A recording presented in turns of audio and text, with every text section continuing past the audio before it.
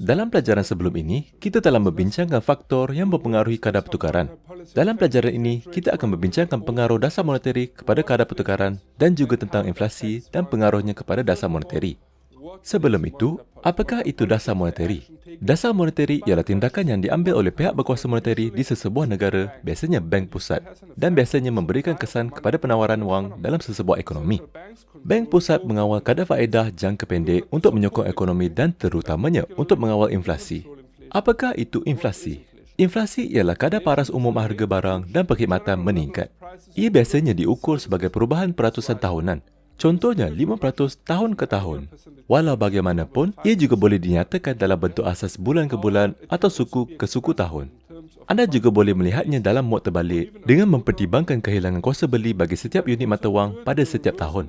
Sebagai contoh, jika inflasi ialah 5% setiap tahun, maka secara teorinya, pen yang berharga €1 pada tahun kosong, katakan sebagai contoh 2021, akan berharga €1.05 pada tahun +1, contohnya 2022.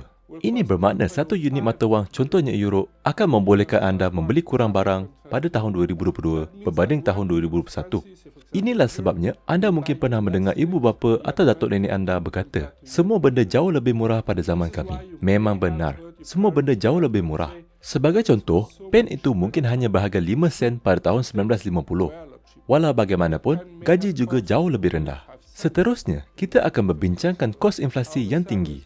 Perlu diingatkan bahawa dalam senario ekonomi, inflasi cenderung memberi kesan yang berbeza kepada pelbagai kumpulan orang dan kumpulan sosial dengan cara yang sangat berbeza. Secara amnya, inflasi yang tinggi merugikan penabung. Jika anda mempunyai €100,000 di bank dan inflasi tiba-tiba meningkat kepada 10%, wang anda kini dapat membeli kurang 10% barangan. Namun begitu, ia membantu peminjam. Bayangkan anda baru sahaja mendapat pinjaman sebanyak €100,000 untuk membeli rumah yang bernilai sebanyak itu. Sekiranya inflasi pada tahun berikutnya meningkat kepada 10%, rumah yang sama akan mempunyai nilai €110,000. Tetapi, anda masih akan berhutang hanya €100,000. Namun begitu, ancaman terbesar kepada ekonomi mungkin berlaku apabila inflasi bergerak secara mendadak dan tidak dapat diramalkan dari tahun ke tahun. Contohnya, 1% pada 2021 dan kemudian 10% pada 2022. Ketidakpastian tentang perkara yang akan berlaku menjadikan pengguna kurang berkemungkinan untuk berbelanja kerana pendapatan sebenar mereka mungkin merosot. Syarikat mungkin lebih tak agak-agak untuk melabur dan sebagainya. Untuk memahami sebabnya hal ini begitu penting, kita perlu mengkaji bentuk melampaunya inflasi yang sangat tinggi, hyperinflasi atau inflasi negatif, deflasi. Secara praktikalnya, hyperinflasi berlaku apabila harga meningkat dengan begitu pantas sehingga mata wang hampir tidak bernilai. Salah satu kejadian hyperinflasi yang terburuk telah dicatatkan di Zimbabwe. Pada tahun 2008, inflasi dianggarkan pada 231 juta peratus tahun ke tahun. Ini bermakna item yang berharga $1 Zimbabwe pada tahun 2007 bernilai 231 juta pada tahun berikutnya. Kita boleh fahami bahawa sebarang usaha untuk merancang apa-apa bentuk pelaburan perniagaan, simpanan di bank atau pembelanjaan peribadi anda sendiri dalam persekitaran yang sedemikian, secara praktikalnya tidak dapat digunakan lagi. Hal yang bertentangan daripada inflasi dipanggil deflasi. Ia ialah penurunan harga purata. Sekiranya harga barangan terus menurun secara berterusan, peserta pasaran akan tidak berminat untuk meneruskan pembelian. Mengapa membeli kereta yang anda inginkan hari ini, sedangkan anda boleh membelinya tahun depan dengan harga kurang 1%? Namun begitu, jika semua orang berfikir seperti itu, permintaan dalam ekonomi merudum dan kita memasuki kemelesetan, syarikat ditutup, orang kehilangan pekerja dan lain-lain. Sekarang ini, peranan bank pusat secara praktikalnya adalah untuk memberi tumpuan kepada mengawal inflasi. Kebanyakan bank pusat mempunyai mandat yang biasanya memastikan inflasi rendah dan stabil, biasanya hampir 2% setahun. Memandangkan terdapat titik pemotongan, dua senario terlintas di fikiran. Senario pertama, apabila inflasi jatuh di bawah sasaran 2%, bank pusat biasanya menurunkan kadar faedah untuk meningkatkan inflasi. Senario kedua, sebagai contoh, apabila inflasi melebihi 2%, bank pusat cenderung untuk menaikkan kadar untuk menurunkan semua inflasi. Namun, persoalannya ialah mengapa dan bagaimana mekanik ekonomi berfungsi dalam senario ini. Senario 1, inflasi di bawah sasaran. Bank pusat menurunkan kadar untuk merangsang pinjaman. Pinjaman yang lebih tinggi bermakna lebih banyak aktiviti ekonomi yang biasanya membawa kepada permintaan yang lebih tinggi. Dan dengan itu, harga yang lebih tinggi secara keseluruhan. Jadi, kita mempunyai kadar lebih rendah, pinjaman lebih tinggi, peningkatan dalam senario ekonomi, permintaan lebih tinggi, harga lebih tinggi.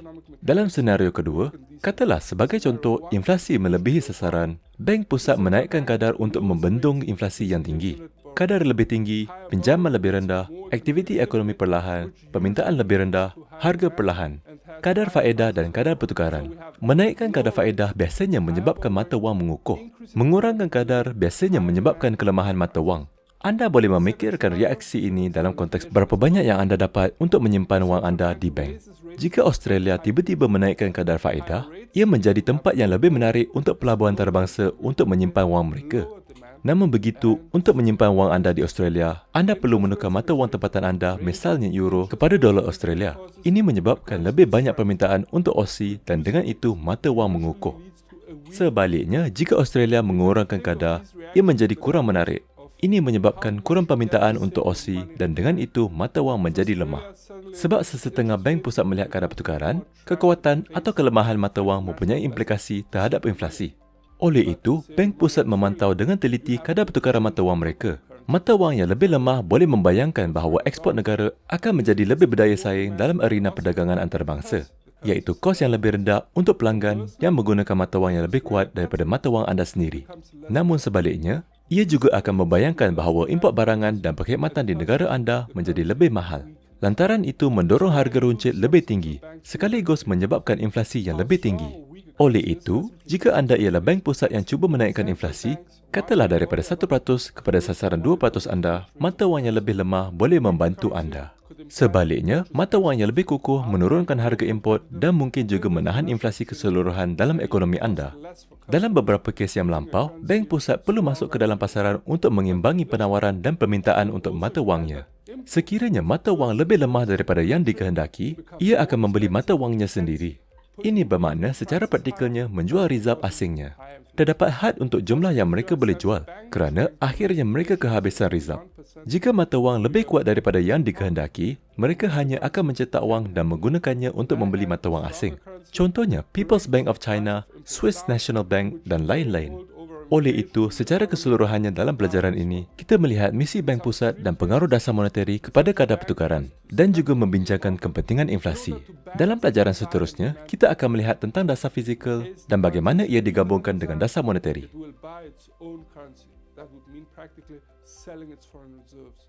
There's a limit to how much it can sell because eventually they run out of reserves.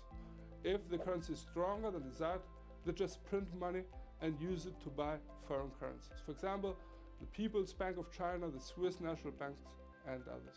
So overall, in the current lesson, we saw the mission of a central bank and how monetary policy affects exchange rates, while we also discussed the importance of inflation. In the next lesson, we will take a look into fiscal policy and how it blends in with monetary policy.